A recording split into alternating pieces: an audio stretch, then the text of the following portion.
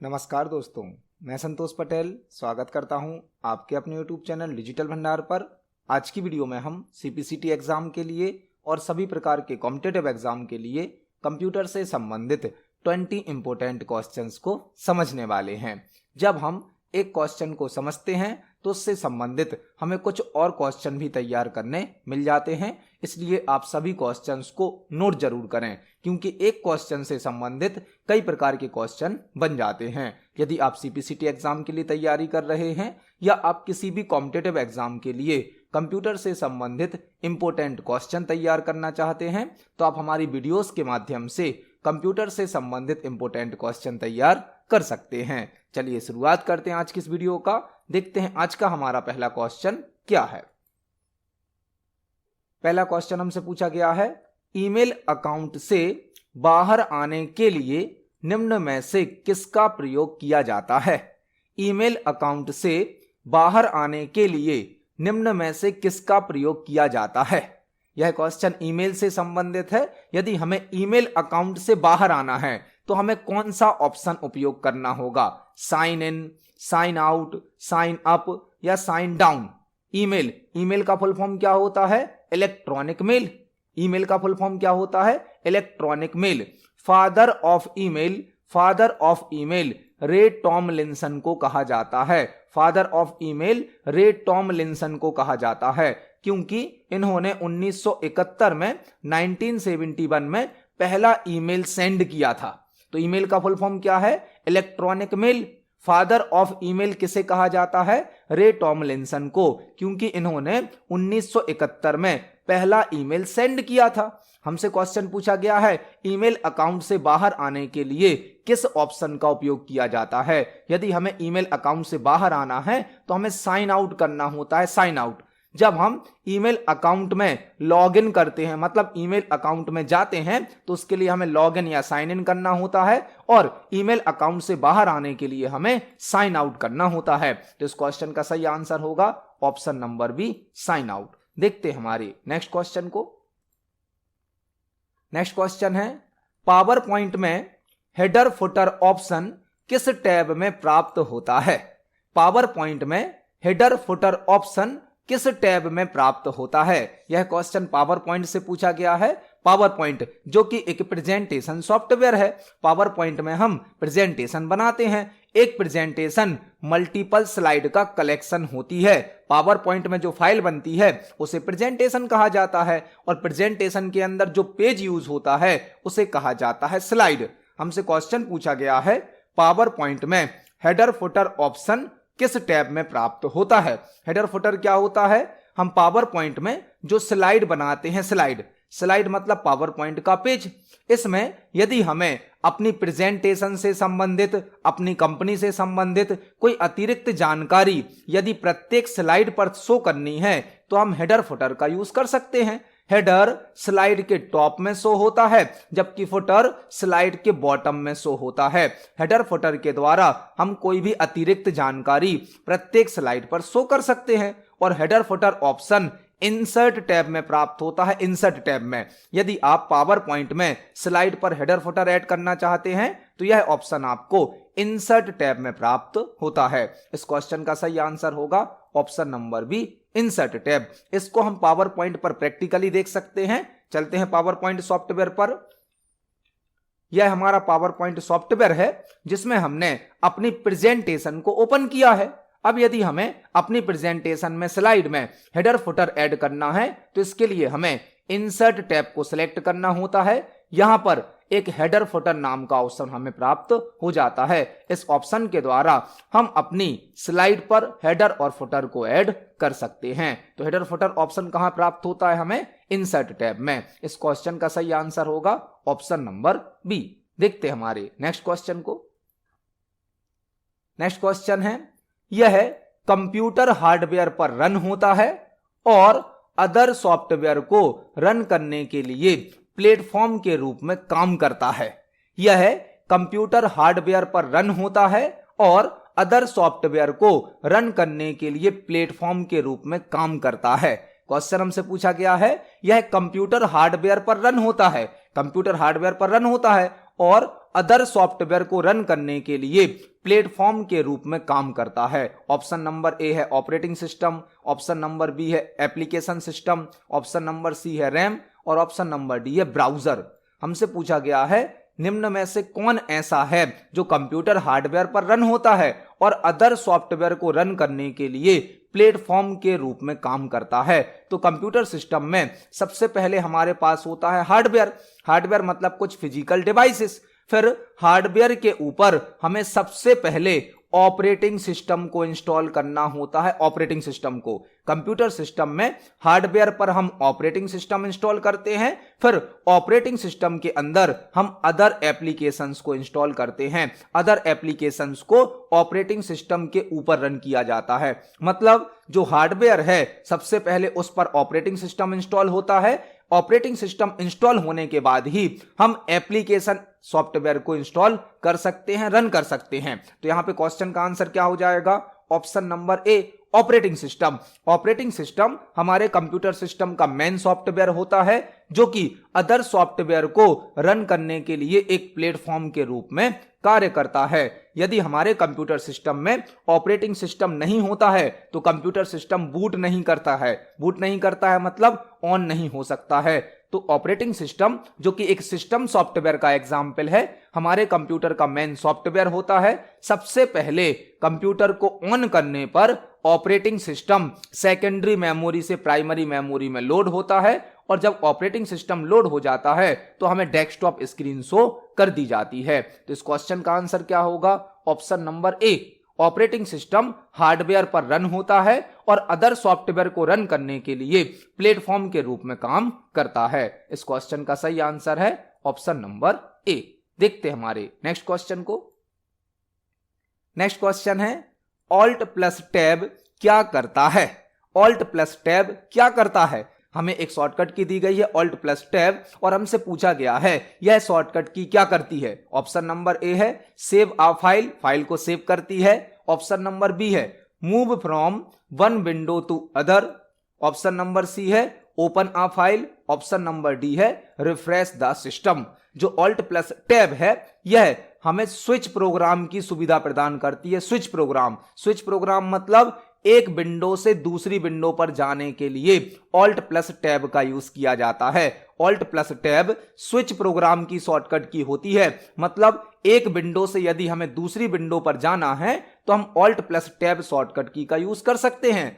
इसका क्वेश्चन आपसे इस प्रकार भी पूछा जा सकता है कि एक विंडो से दूसरी विंडो पर जाने के लिए कौन सी शॉर्टकट की यूज की जाती है। यह क्वेश्चन इस प्रकार भी पूछा जा सकता है कि कंप्यूटर पर ओपन एक सॉफ्टवेयर से दूसरे सॉफ्टवेयर पर जाने के लिए क्या शॉर्टकट की होती है? वह होती है alt plus tab. Alt plus tab से जो भी सॉफ्टवेयर हमारे कंप्यूटर पर ओपन होते हैं उनको हम चेंज कर सकते हैं। एक सॉफ्टवेयर से या एक विंडो से दूसरी विंडो पर जा सकते हैं। तो इस क्वेश्चन का आंसर क्या होगा? Option number B alt plus tab से हम एक विंडो से दूसरी विंडो पर जा सकते हैं या एक प्रोग्राम से दूसरे प्रोग्राम पर जा सकते हैं। इसको हम प्रैक्टिकली भी देख सकते हैं। यदि हम ऑल्ट प्लस टैब को प्रेस करते हैं तो हमारे कंप्यूटर पर जो सॉफ्टवेयर ओपन है उनका हमें आइकन शो किया जाता है, उनकी स्क्रीन शो की जाती है। हम किसी भी एक सॉफ्टवेयर को सिलेक्ट करके डायरेक्ट उस पर जा सकते हैं। तो alt plus tab switch program की शॉर्टकट की होती है। देखते हैं हमारे नेक्स्ट क्वेश्चन को। नेक्स्ट क्वेश्चन है यदि आप किसी डॉक्यूमेंट को वास्तव में प्रिंट किए बिना देखना चाहते हैं कि यह प्रिंट होने पर कैसा दिखेगा तो आप क्या करेंगे? यदि आप किसी डॉक्यूमेंट को वास्तव में प्रिंट किए बिना देखना चाहते हैं कि यह प्रिंट होने पर कैसा दिखेगा तो आप क्या करेंगे? यह क्वेश्चन एमएस वर्ड से संबंधित है। यहां पर हमसे पूछा गया है यदि हमें किसी डॉक्यूमेंट को प्रिंट किए बिना यह पता करना है कि एक्चुअल में हमारा प्रिंट आउट कैसा दिखेगा। जब हम कोई डॉक्यूमेंट बनाते हैं, कोई फाइल बनाते हैं और उसका हमें हार्ड कॉपी आउटपुट प्राप्त करना होता है तो हम प्रिंट ऑप्शन का यूज करते हैं। यदि हमने कोई डॉक्यूमेंट बनाया है, कोई लेटर बनाया है, कोई फाइल बनाई है और उसका हमें हार्ड कॉपी आउटपुट प्राप्त करना होता है तो हम प्रिंट ऑप्शन का यूज करते हैं। प्रिंट ऑप्शन के द्वारा हम किसी डॉक्यूमेंट की हार्ड कॉपी प्राप्त कर लेते हैं। लेकिन हमसे बोला गया है डॉक्यूमेंट को प्रिंट किए बिना यदि हमें यह पता करना है कि हमारा प्रिंट आउट कैसा दिखेगा तो हम कौन सा ऑप्शन यूज करेंगे। ऑप्शन नंबर ए है take a print out of the document, आप डॉक्यूमेंट का प्रिंट आउट निकालेंगे। ऑप्शन नंबर बी है print preview. Option number C है जूम द डॉक्यूमेंट, डॉक्यूमेंट को जूम करेंगे। ऑप्शन नंबर डी है कट द डॉक्यूमेंट। तो क्वेश्चन क्या है, हमें प्रिंट आउट नहीं निकालना है लेकिन यह चेक करना है कि एक्चुअल में हमारा प्रिंट आउट दिखेगा कैसा। उसके लिए यूज किया जाता है प्रिंट प्रीव्यू ऑप्शन का। Print preview, print preview, print मतलब प्रिंट आउट निकालना, प्रीव्यू मतलब पहले उसको चेक कर लेना। तो डॉक्यूमेंट का प्रिंट आउट निकालने से पहले डॉक्यूमेंट को चेक करने के लिए एक ऑप्शन यूज किया जाता है जिसका नाम होता है प्रिंट प्रीव्यू। प्रिंट प्रीव्यू क्या करता है, किसी डॉक्यूमेंट को प्रिंट करने से पहले हमें उसका एक व्यू दिखा देता है कि हमारा प्रिंट आउट कैसा निकलेगा। हमारे पेज की जो बॉर्डर है, पेज का जो मार्जिन है, हेडर फुटर है, पेज का जो टेक्स्ट है, वह पेज पर किस प्रकार प्रिंट होगा, कहां प्रिंट होगा, यह चेक कर सकते हैं हम प्रिंट प्रीव्यू से। प्रिंट प्रीव्यू किसी डॉक्यूमेंट को प्रिंट करने से पहले चेक करने के लिए यूज किया जाता है। तो यदि हमें किसी डॉक्यूमेंट का प्रिंट नहीं निकालना है लेकिन हमें यह चेक करना है कि हमारा प्रिंट आउट कैसा निकलेगा, कैसा दिखेगा, तो हम प्रिंट प्रीव्यू का यूज कर सकते हैं। यहां पर आपको 2 क्वेश्चन और तैयार करने हैं। प्रिंट की शॉर्टकट की होती है control plus P, control plus P print की शॉर्टकट की होती है, और कंट्रोल के साथ F2, control plus F2 print preview की शॉर्टकट की होती है। कंट्रोल प्लस पी प्रिंट की शॉर्टकट की है जबकि control plus F2 print preview की शॉर्टकट की है। तो इस क्वेश्चन का सही आंसर होगा option number B print preview. इसको हम MS वर्ड पर प्रैक्टिकली देखने वाले हैं। चलते हैं MS वर्ड सॉफ्टवेयर पर। यह हमारा MS वर्ड सॉफ्टवेयर है जिसमें हमने एक सैंपल टेक्स्ट टाइप किया है। यदि हमें अपने इस डॉक्यूमेंट को चेक करना है कि हमारा प्रिंट आउट कैसा निकलेगा, हमारा पेज हमें प्रिंट आउट में कैसा मिलेगा, तो हम प्रिंट प्रीव्यू चेक कर सकते हैं। और प्रिंट प्रीव्यू चेक करने की शॉर्टकट की होती है control plus F2, control plus F2। Control plus F2 से हम प्रिंट प्रीव्यू चेक कर सकते हैं कि हमारा पेज किस प्रकार से प्रिंट होगा, पेज की मार्जिन, पेज की बॉर्डर, हेडर फुटर सब सही सेट है या नहीं है, यह हम प्रिंट प्रीव्यू में चेक कर सकते हैं। इसको हम जूम इन जूम आउट भी कर सकते हैं कि हमारा प्रिंट आउट कैसा दिखेगा, और यहां से हम डॉक्यूमेंट को प्रिंट भी कर सकते हैं। कंट्रोल प्लस पी प्रिंट की शॉर्टकट की होती है जबकि control plus F2 print preview की शॉर्टकट की होती है। तो इस क्वेश्चन का सही आंसर है ऑप्शन नंबर बी। देखते हैं हमारे नेक्स्ट क्वेश्चन को। नेक्स्ट क्वेश्चन है, यदि आप कंट्रोल प्लस F का उपयोग करते हैं तो आप क्या करने की कोशिश कर रहे हैं। यदि आप कंट्रोल प्लस F का उपयोग करते हैं तो आप क्या करने की कोशिश कर रहे हैं। फैच अ फाइल, आप किसी फाइल को फैच कर रहे हैं मतलब सर्च कर रहे हैं। फाइंड अ टेक्स्ट, टेक्स्ट को फाइंड कर रहे हैं। क्रिएट अ फाइल, फाइल को बना रहे हैं। या सेव अ फाइल, फाइल को सेव कर रहे हैं। हमें एक शॉर्टकट की दी गई है कंट्रोल प्लस F, और हमसे पूछा गया है यदि हम कंट्रोल प्लस F को प्रेस कर रहे हैं तो हम क्या करना चाहते हैं। कंट्रोल प्लस F जो शॉर्टकट की है यह होती है फाइंड ऑप्शन की। फाइंड ऑप्शन की शॉर्टकट की क्या होती है, control plus F। Find option क्या करता है, किसी डॉक्यूमेंट में यदि हमें किसी वर्ड को फाइंड करना है तो हम फाइंड ऑप्शन का यूज करते हैं। किसी डॉक्यूमेंट में, किसी फाइल में यदि हमें किसी वर्ड को सर्च करना है, किसी पैटर्न को सर्च करना है तो हम फाइंड ऑप्शन का यूज करते हैं। तो फाइंड ऑप्शन क्या करता है, फाइंड अ टेक्स्ट, किसी फाइल में, किसी डॉक्यूमेंट में टेक्स्ट को फाइंड करता है। और एक होता है रिप्लेस, एक होता है फाइंड, एक होता है रिप्लेस। रिप्लेस क्या करता है, रिप्लेस सर्च किए गए वर्ड को नए वर्ड से चेंज कर देता है। एक ऑप्शन होता है फाइंड, फाइंड क्या करता है, किसी फाइल में, किसी डॉक्यूमेंट में किसी वर्ड को फाइंड करता है। जबकि रिप्लेस क्या करता है, फाइंड किए गए वर्ड को एक नए वर्ड से चेंज कर देता है। फाइंड की शॉर्टकट की होती है कंट्रोल F, रिप्लेस की शॉर्टकट की होती है कंट्रोल प्लस H। फाइंड की शॉर्टकट की है कंट्रोल F, रिप्लेस की शॉर्टकट की होती है कंट्रोल प्लस H। तो यहां पर इस क्वेश्चन का आंसर क्या होगा, option number B find a text. यदि आप कंट्रोल प्लस F का उपयोग करते हैं तो आप टेक्स्ट को फाइंड करने की कोशिश कर रहे हैं, और एक होता है रिप्लेस, जिसके द्वारा हम किसी शब्द को फाइंड करके एक नए शब्द से चेंज कर सकते हैं। फाइंड की शॉर्टकट की है कंट्रोल F, रिप्लेस की शॉर्टकट की होती है कंट्रोल H। इन दोनों शॉर्टकट की को हम MS वर्ड पर प्रैक्टिकली समझने वाले हैं। चलते हैं MS वर्ड पर। MS वर्ड सॉफ्टवेयर में यदि हम कंट्रोल प्लस F को प्रेस करते हैं तो हमारे सामने नेविगेशन का डायलॉग बॉक्स ओपन होता है। नेविगेशन जो कि हमें डॉक्यूमेंट में किसी वर्ड को, किसी सेंटेंस को सर्च करने की सुविधा प्रदान करता है। फॉर एग्जाम्पल, हमने यहां पर एक वर्ड टाइप किया वीडियो, तो आप देख सकते हैं ऑटोमेटिक हमारे डॉक्यूमेंट में वीडियो वर्ड को सर्च किया गया और जहां जहां पर वीडियो वर्ड लिखा था उसे हाईलाइट कर दिया गया और हमें टोटल काउंटिंग करके बताया जा रहा है कि हमारी फाइल में वीडियो वर्ड कितनी जगह पर टाइप किया गया है। तो आपको अपनी फाइल में यदि किसी वर्ड को सर्च करना है, फाइंड करना है, तो आप कंट्रोल F को प्रेस करें और आप जो भी वर्ड सर्च करना चाहते हैं उस वर्ड को टाइप करें। आप किसी भी वर्ड को यहां पर टाइप करके सर्च कर सकते हैं। फाइंड की शॉर्टकट की होती है कंट्रोल F। एक और ऑप्शन होता है रिप्लेस, कंट्रोल H इसकी शॉर्टकट की होती है कंट्रोल H। कंट्रोल H को प्रेस करने पर फाइंड एंड रिप्लेस का डायलॉग बॉक्स ओपन होता है जिसमें रिप्लेस टैब सिलेक्ट होता है। यहां पर हमें देना होता है फाइंड व्हाट, मतलब हम क्या सर्च करना चाहते हैं, और यहां पर हमें देना होता है रिप्लेस विथ, मतलब हम किस वर्ड से इसे चेंज करना चाहते हैं। यहां पे क्या हो जाएगा, हमें डॉक्यूमेंट को सर्च करना है और DOC से रिप्लेस करना है। तो यहां पर हम फाइंड करेंगे, यदि हमें एक जगह पर रिप्लेस करना है तो रिप्लेस पर क्लिक करेंगे और कंप्लीट फाइल में बदलाव करने हैं तो रिप्लेस ऑल पर क्लिक करेंगे। इससे क्या होगा, हमारी फाइल में जहां जहां पर डॉक्यूमेंट लिखा था उसको हमने DOC से चेंज कर दिया है। तो एक होता है फाइंड जिसकी शॉर्टकट की है कंट्रोल F, एक होता है रिप्लेस जिसकी शॉर्टकट की है कंट्रोल H, एक होता है गो टू जिसकी शॉर्टकट की होती है कंट्रोल प्लस G। यहां पर हमने एक साथ कई क्वेश्चन तैयार करे। इस क्वेश्चन का आंसर है ऑप्शन नंबर B। देखते हैं हमारे नेक्स्ट क्वेश्चन को। नेक्स्ट क्वेश्चन है, इंटरनेट के संबंध में SEO का फुल फॉर्म क्या होता है। इंटरनेट के संबंध में SEO का फुल फॉर्म क्या होता है। इंटरनेट से रिलेटेड हमें एक शॉर्ट फॉर्म दिया गया है SEO और उसका हमसे पूछा गया है फुल फॉर्म।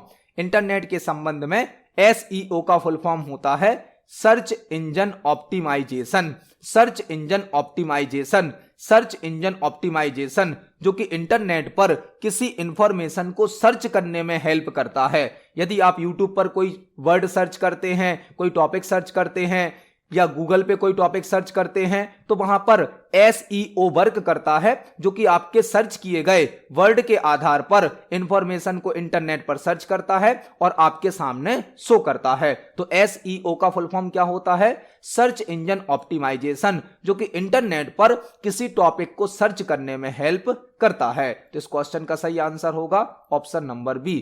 SEO का फुल फॉर्म होता है सर्च इंजन ऑप्टिमाइजेशन। देखते हमारे नेक्स्ट क्वेश्चन को। नेक्स्ट क्वेश्चन है, ऑपरेटिंग सिस्टम और डेटा जिसका कंप्यूटर वर्तमान में उपयोग कर रहा है कहां स्टोर होता है। ऑपरेटिंग सिस्टम और डेटा जिसका कंप्यूटर वर्तमान में उपयोग कर रहा है कहां स्टोर होता है। हमसे क्वेश्चन पूछा गया है कि हमारा जो ऑपरेटिंग सिस्टम अभी रन हो रहा है और जो डेटा जिसको अभी कंप्यूटर के द्वारा यूज किया जा रहा है वह कहां स्टोर हो जाता है। जब कंप्यूटर में किसी डेटा की प्रोसेसिंग की जाती है, किसी सॉफ्टवेयर को रन किया जाता है तो वह रैम में आ जाता है। रैम में, रैम क्या है, रैम एक प्राइमरी मेमोरी होती है। रैम एक प्राइमरी मेमोरी होती है जिसका फुल फॉर्म होता है रैंडम एक्सेस मेमोरी। रैम एक प्राइमरी मेमोरी है जिसका फुल फॉर्म होता है रैंडम एक्सेस मेमोरी। रैम एक वोलेटाइल मेमोरी होती है।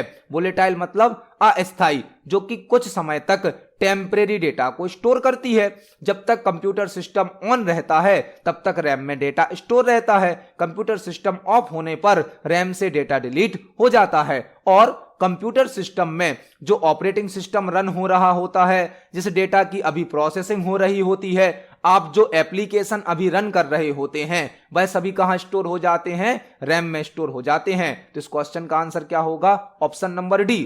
ऑपरेटिंग सिस्टम और डेटा जिसका उपयोग कंप्यूटर वर्तमान में कर रहा है वह कहां स्टोर हो जाता है? रैम में, मतलब कि प्राइमरी मेमोरी में। जब तक कंप्यूटर ऑन रहेगा तब तक रैम में डेटा स्टोर रहता है। कंप्यूटर सिस्टम ऑफ होने पर रैम से डेटा डिलीट हो जाता है। मतलब कंप्यूटर सिस्टम के द्वारा अभी जो सॉफ्टवेयर रन किए जा रहे हैं, जिस डेटा की प्रोसेसिंग की जा रही है, वह कहां स्टोर हो जाता है? रैम में। तो इस क्वेश्चन का सही आंसर होगा ऑप्शन नंबर डी। देखते हैं हमारे नेक्स्ट क्वेश्चन को। नेक्स्ट क्वेश्चन है, एक ही समय में एक से अधिक एप्लीकेशन को चलाने की ऑपरेटिंग सिस्टम की क्षमता को ब्लैंक कहा जाता है। एक ही समय में एक से अधिक एप्लीकेशन को, एप्लीकेशन मतलब सॉफ्टवेयर को, चलाने की ऑपरेटिंग सिस्टम की क्षमता को ब्लैंक कहा जाता है। यह क्वेश्चन ऑपरेटिंग सिस्टम से संबंधित है। ऑपरेटिंग सिस्टम यदि एक ही समय पर एक से ज्यादा प्रोग्राम को, एक से ज्यादा सॉफ्टवेयर को यदि रन कर रहा है तो यह ऑपरेटिंग सिस्टम की कौन सी कैपेबिलिटी होती है, कौन सी क्षमता होती है? यहां पर हमसे पूछा गया है एक ही समय में यदि हमें एक से अधिक एप्लीकेशन को ऑपरेटिंग सिस्टम पर रन करना है तो ऑपरेटिंग सिस्टम के पास कौन सी क्षमता होनी चाहिए? Multi user computing, object oriented programming, multitasking या स्पेशल टास्क? जो मल्टीटास्किंग होती है, मल्टीटास्किंग, इसके द्वारा ऑपरेटिंग सिस्टम एक ही समय पर मल्टीपल एप्लीकेशन को या मल्टीपल प्रोग्राम को रन करने की सुविधा प्रदान करता है।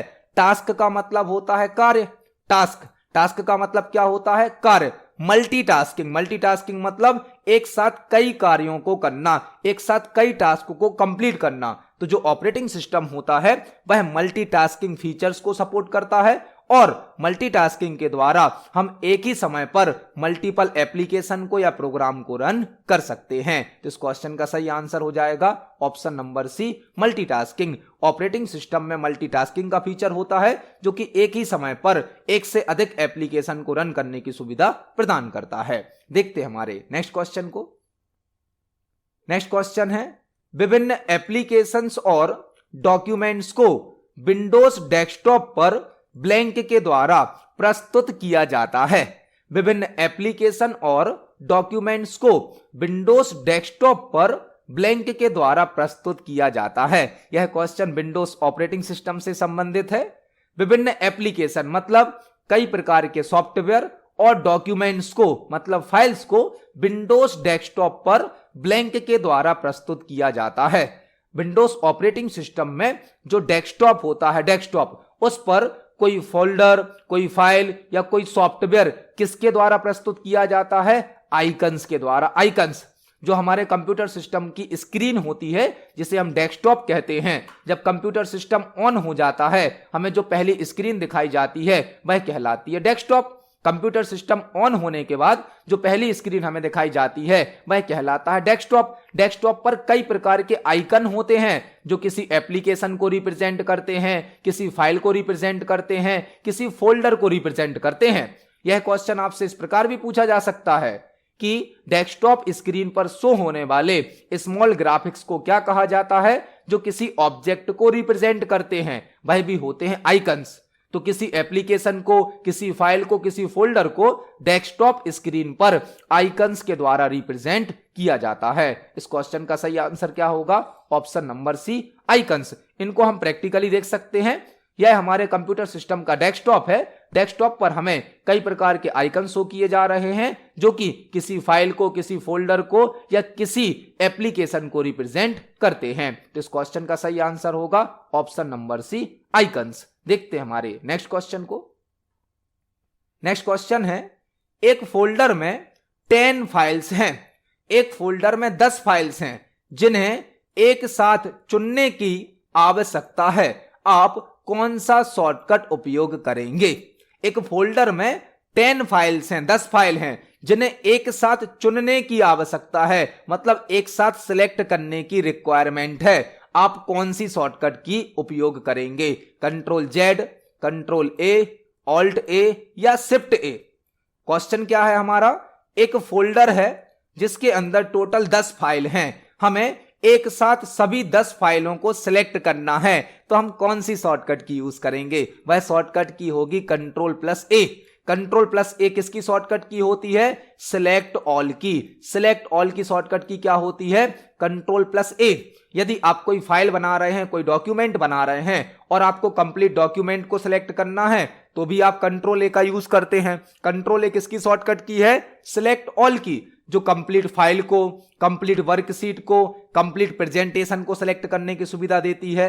साथ ही साथ यदि आप किसी फोल्डर में मल्टीपल फाइल सिलेक्ट करना चाहते हैं तो भी आप कंट्रोल ए का यूज कर सकते हैं। यदि आपके पास मल्टीपल फाइल्स हैं और आप उनको एक साथ सिलेक्ट करना चाहते हैं तो आप कंट्रोल प्लस ए को प्रेस करें, जो कि सिलेक्ट ऑल की शॉर्टकट की होती है। हमसे क्वेश्चन क्या पूछा गया था? एक फोल्डर में 10 फाइल हैं जिन्हें एक साथ सिलेक्ट करने की आवश्यकता है, आप कौन सी शॉर्टकट की उपयोग करेंगे? कंट्रोल प्लस ए, जो कि सिलेक्ट ऑल की शॉर्टकट की होती है। तो इस क्वेश्चन का आंसर हो जाएगा option number B, control plus A. देखते हैं हमारे नेक्स्ट क्वेश्चन को। नेक्स्ट क्वेश्चन है, यदि आप एमएस एक्सेल में उपलब्ध डेटा का उपयोग करके ग्राफ बनाने की कोशिश कर रहे हैं तो आप ब्लैंक पर क्लिक करेंगे। यदि आप एमएस एक्सेल में उपलब्ध डेटा का उपयोग करके ग्राफ बनाने की कोशिश कर रहे हैं तो आप ब्लैंक पर क्लिक करेंगे। एक्सेल से क्वेश्चन पूछा गया है, यदि आपने एक्सेल में कोई डेटा तैयार किया है, कोई टेबल बनाई है और आप उसके लिए ग्राफ बनाने की कोशिश कर रहे हैं। ग्राफ मतलब क्या हो जाएगा? चार्ट। यह क्वेश्चन चार्ट टॉपिक से संबंधित है, जो कि सीपीसीटी एग्जाम के लिए एक बहुत ही इंपॉर्टेंट टॉपिक है, क्योंकि सीपीसीटी के एग्जाम में एक्सेल के चार्ट टॉपिक से बहुत सारे क्वेश्चन पूछे जाते हैं। किसी किसी पेपर में 2 से 3 क्वेश्चन, 4 क्वेश्चन भी एक्सेल के चार्ट टॉपिक से होते हैं। हमसे क्वेश्चन क्या पूछा गया है? यदि आप एमएस एक्सेल में उपलब्ध डेटा का उपयोग करके ग्राफ बनाने की कोशिश कर रहे हैं तो आप ब्लैंक पर क्लिक करेंगे। यह क्वेश्चन चार्ट से संबंधित है। चार्ट से यहां पर आपको 4-5 क्वेश्चन तैयार करने मिलेंगे। पहला क्वेश्चन क्या होता है? एमएस एक्सेल में जो डेटा होता है, इस डेटा को ग्राफ में रिप्रेजेंट करने के लिए या ग्राफिकल रिप्रेजेंट करने के लिए चार्ट का यूज किया जाता है। एमएस एक्सेल में हमने जो डेटा तैयार किया है, जो टेबल बनाई है, यदि हमें उसे ग्राफ में रिप्रेजेंट करना है या ग्राफिकली रिप्रेजेंट करना है तो हम चार्ट ऑप्शन का यूज करते हैं। दूसरा क्वेश्चन होता है कि चार्ट ऑप्शन किस टैब में प्राप्त होता है? चार्ट ऑप्शन किस टैब में प्राप्त होता है? यह जो क्वेश्चन हमसे पूछा गया है यह भी टैब से संबंधित है। यदि आप एमएस एक्सेल में उपलब्ध डेटा का उपयोग करके ग्राफ बनाने की कोशिश कर रहे हैं तो आप ब्लैंक पर क्लिक करेंगे। वह होगा इंसर्ट टैब। इंसर्ट टैब, क्योंकि जो चार्ट ऑप्शन है वह एक्सेल के इंसर्ट टैब में प्राप्त होता है। इंसर्ट टैब में चार्ट ऑप्शन कहां प्राप्त होता है? इंसर्ट टैब में। और यदि आप शॉर्टकट की से चार्ट बनाना चाहते हैं तो शॉर्टकट की होती है F11। F11 से हम एमएस एक्सेल में चार्ट क्रिएट कर सकते हैं, लेकिन यह शॉर्टकट की जो चार्ट क्रिएट करेगी वह एक नई वर्कशीट पर बनता है, एक अलग वर्कशीट पर बनता है। फॉर एग्जाम्पल, आपने इस वर्कशीट पर टेबल बनाई है, यह आपकी एक वर्कशीट है जिस पर टेबल बनी है। आपने इस टेबल को सिलेक्ट किया और F11 को प्रेस किया तो जो आपका चार्ट बनेगा वह एक नई वर्कशीट पर बनेगा, एक अलग वर्कशीट पर बनेगा। तो F11 से आप चार्ट बना सकते हो, लेकिन चार्ट कहां बनेगा? एक नई वर्कशीट पर। एक और शॉर्टकट की होती है Alt plus F1। Alt plus F1, इससे भी हम चार्ट क्रिएट कर सकते हैं। इससे बनाया जाता है एम्बेडेड चार्ट। एम्बेडेड चार्ट कौन सा होता है? जिस वर्कशीट पर आपने टेबल बनाई है उसी वर्कशीट पर यदि आपको चार्ट बनाना है तो वह कहलाता है एम्बेडेड चार्ट, जिसको बनाने की शॉर्टकट की क्या होती है? Alt plus F1। Alt plus F1 से बनता है एम्बेडेड चार्ट। एम्बेडेड चार्ट का मतलब क्या है? उसी वर्कशीट पर बनेगा जिस वर्कशीट पर आपने टेबल बनाई है। जबकि F11 से जो चार्ट बनता है वह एक नई वर्कशीट पर बनता है। चार्ट ऑप्शन किस टैब में प्राप्त होता है? इंसर्ट टैब में। चार्ट करता क्या है? टेबल के डेटा को ग्राफ में या ग्राफिकली रिप्रेजेंट करता है।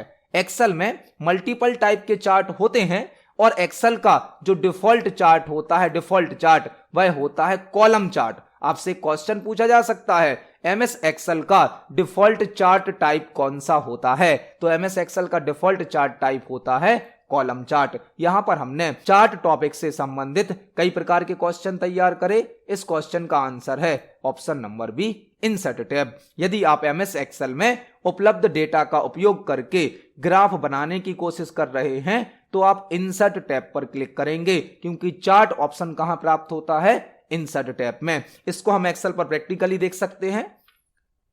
यह हमारा एमएस एक्सेल सॉफ्टवेयर है। यदि हमें एक्सेल में चार्ट बनाना है, ग्राफ बनाना है, तो हमें इंसर्ट टैब को सिलेक्ट करना होता है। यहां पर चार्ट से संबंधित कई प्रकार के ऑप्शन हमें प्रदान किए जाते हैं। तो इस क्वेश्चन का आंसर होगा ऑप्शन नंबर बी। देखते हैं हमारे नेक्स्ट क्वेश्चन को। नेक्स्ट क्वेश्चन है, आईबीएम का फुल फॉर्म क्या होता है।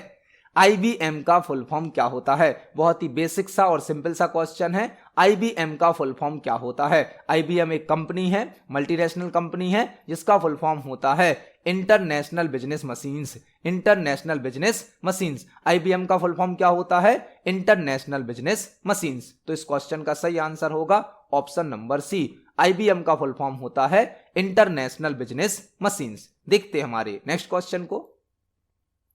नेक्स्ट क्वेश्चन है, विंडोज ऑपरेटिंग सिस्टम में डेस्कटॉप आइकन्स की साइज को चेंज करने के लिए ब्लैंक शॉर्टकट है।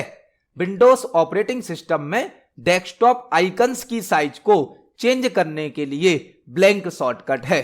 हमने आज की ही वीडियो में एक क्वेश्चन और समझा था आइकन से संबंधित। एक और क्वेश्चन हमें मिल गया है कि विंडोज ऑपरेटिंग सिस्टम में डेस्कटॉप पर जो आइकन होते हैं, यदि हमें आइकन की साइज को चेंज करना है तो हम कौन सी शॉर्टकट की का यूज करेंगे? शिफ्ट के साथ माउस को स्क्रॉल करेंगे, ऑल्ट के साथ माउस को स्क्रॉल करेंगे, कंट्रोल के साथ माउस को स्क्रॉल करेंगे, या केवल माउस को स्क्रॉल करेंगे? तो यदि हमें डेस्कटॉप आइकन को चेंज करना है, उनकी साइज को चेंज करना है, तो हमें कंट्रोल के साथ माउस स्क्रॉल का यूज करना होता है।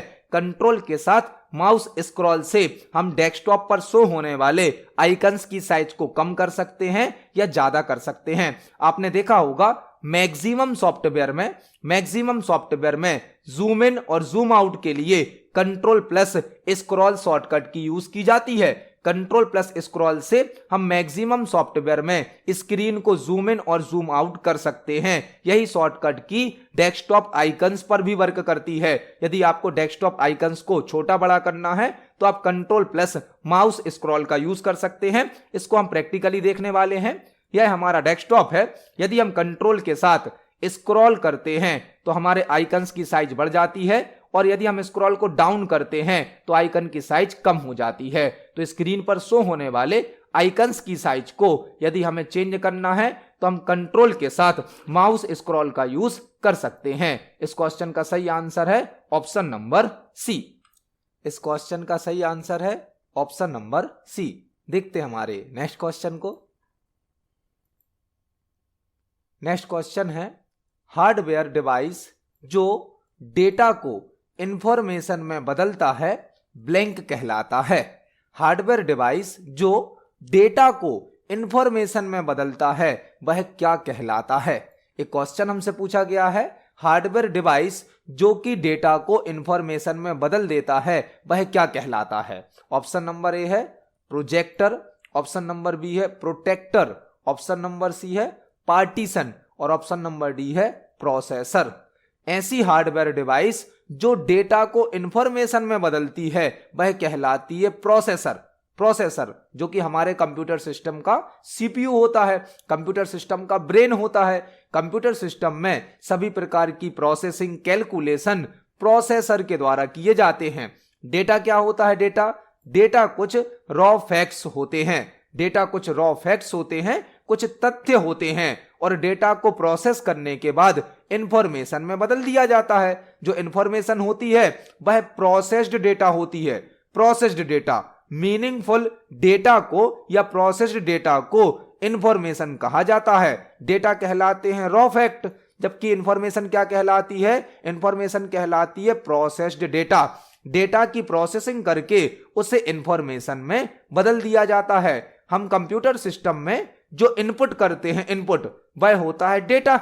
इनपुट किया हमने डेटा, इनपुट करने के बाद यह डेटा प्रोसेसर के पास जाता है, सीपीयू के पास जाता है, जो कि इसकी प्रोसेसिंग करता है। और प्रोसेसिंग करने के बाद हमें जो आउटपुट देता है वह आउटपुट होती है इंफॉर्मेशन। मतलब हम कंप्यूटर में डेटा को इनपुट करते हैं, यह डेटा कंप्यूटर सिस्टम में प्रोसेसर के पास, सीपीयू के पास जाता है, जो कि डेटा की प्रोसेसिंग करता है और हमें आउटपुट देता है। आउटपुट क्या कहलाती है? इंफॉर्मेशन। तो वह हार्डवेयर डिवाइस जो डेटा को इंफॉर्मेशन में बदलती है वह कहलाती है प्रोसेसर या सीपीयू। तो इस क्वेश्चन का सही आंसर हो जाएगा ऑप्शन नंबर डी। देखते हैं हमारे नेक्स्ट क्वेश्चन को। नेक्स्ट क्वेश्चन है विंडोज ME में ME का फुल फॉर्म क्या होता है? विंडोज ME में ME का फुल फॉर्म क्या होता है? यह क्वेश्चन विंडोज ऑपरेटिंग सिस्टम से संबंधित है। विंडोज जो कि एक ऑपरेटिंग सिस्टम है जिसे माइक्रोसॉफ्ट कंपनी के द्वारा बनाया गया है। विंडोज एक ऑपरेटिंग सिस्टम है, एक सिस्टम सॉफ्टवेयर का एग्जाम्पल है जिसे माइक्रोसॉफ्ट कंपनी के द्वारा बनाया गया है। अभी तक विंडोज ऑपरेटिंग सिस्टम के कई वर्जन्स आ चुके हैं, जैसे कि Windows ME, Windows XP, Windows 7, window Vista, window 8, window 10, window 11। यह सभी विंडोज के वर्जन है। हमसे क्वेश्चन पूछा गया है विंडोज ME में ME का फुल फॉर्म क्या होता है? ME का फुल फॉर्म होता है मिलेनियम एडिशन। विंडोज ME में ME का फुल फॉर्म होता है मिलेनियम एडिशन। तो इस क्वेश्चन का सही आंसर हो जाएगा ऑप्शन नंबर ए। विंडोज ME में ME का फुल फॉर्म होता है मिलेनियम एडिशन। देखते हमारे नेक्स्ट क्वेश्चन को। नेक्स्ट क्वेश्चन है MS वर्ड एक ब्लैंक है। MS वर्ड एक ब्लैंक है। MS वर्ड से संबंधित यह क्वेश्चन है कि MS वर्ड एक ब्लैंक है। बहुत ही बेसिक सा और सिंपल सा क्वेश्चन है। हमसे पूछा गया है MS वर्ड क्या है? ऑपरेटिंग सिस्टम है, एप्लीकेशन सॉफ्टवेयर है, यूटिलिटी सॉफ्टवेयर है या सिस्टम सॉफ्टवेयर है? तो जो MS वर्ड है यह एक एप्लीकेशन सॉफ्टवेयर होता है। एप्लीकेशन सॉफ्टवेयर को दो कैटेगरी में बांटा गया है। एक होते हैं सिस्टम सॉफ्टवेयर, एक होते हैं एप्लीकेशन सॉफ्टवेयर। सिस्टम सॉफ्टवेयर वह सॉफ्टवेयर कहलाते हैं जो सिस्टम के लिए आवश्यक होते हैं, जबकि एप्लीकेशन सॉफ्टवेयर वह सॉफ्टवेयर होते हैं जो यूजर की आवश्यकताओं को पूरा करते हैं। तो जो MS वर्ड है वह एक एप्लीकेशन सॉफ्टवेयर है और MS वर्ड को वर्ड प्रोसेसिंग सॉफ्टवेयर भी कहा जाता है। वर्ड प्रोसेसिंग सॉफ्टवेयर जो कि टाइपिंग करने की, फॉर्मेटिंग करने की सुविधा प्रदान करता है। MS वर्ड में जो फाइल बनती है उसे डॉक्यूमेंट कहा जाता है और MS वर्ड का एक्सटेंशन होता है .docx। MS वर्ड एक एप्लीकेशन सॉफ्टवेयर है जो कि हमें टाइपिंग करने की, फॉर्मेटिंग करने की सुविधा देता है। MS वर्ड में जो फाइल बनती है उसे डॉक्यूमेंट कहा जाता है और MS वर्ड में बनने वाली फाइल का एक्सटेंशन .docx होता है। तो इस क्वेश्चन का सही आंसर होगा option number B. MS Word एक एप्लीकेशन सॉफ्टवेयर है। देखते हैं हमारे नेक्स्ट क्वेश्चन को।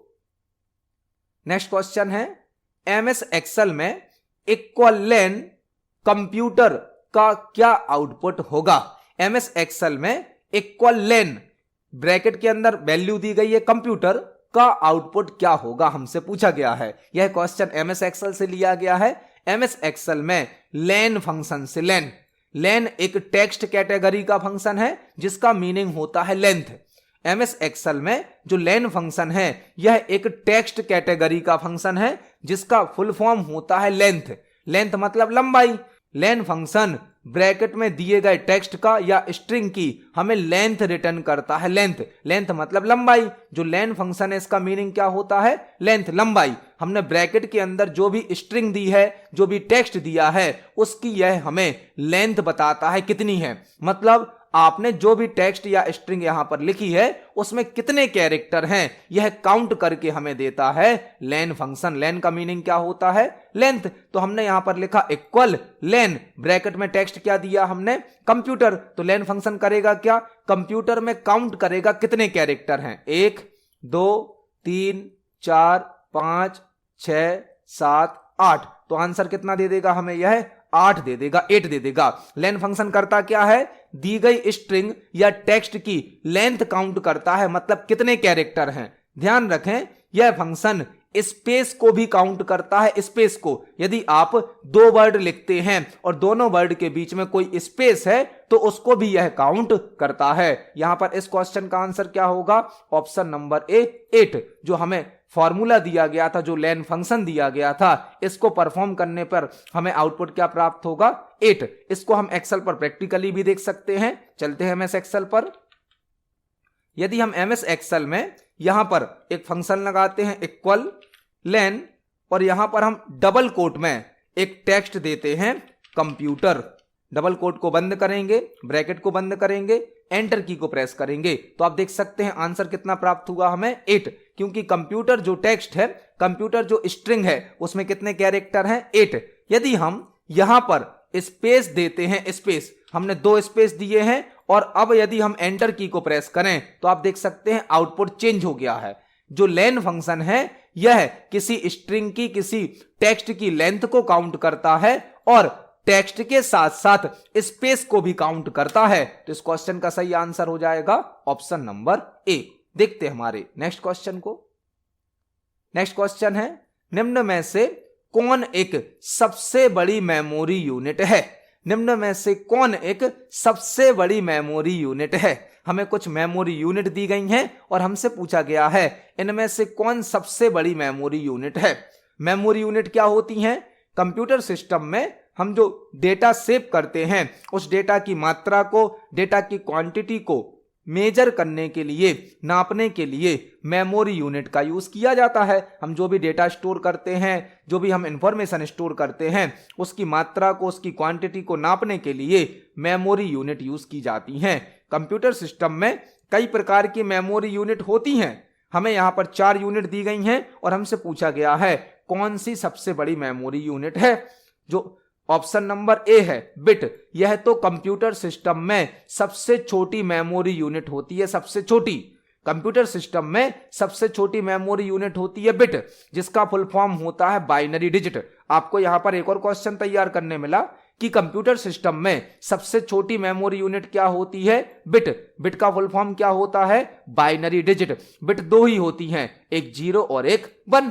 जब 4 बिट मिलती हैं, 4 बिट, तो एक निबल क्रिएट हो जाता है, निबल। जब 8 बिट मिलती हैं, 8 बिट मिलती हैं, तो एक बाइट क्रिएट हो जाता है, बाइट।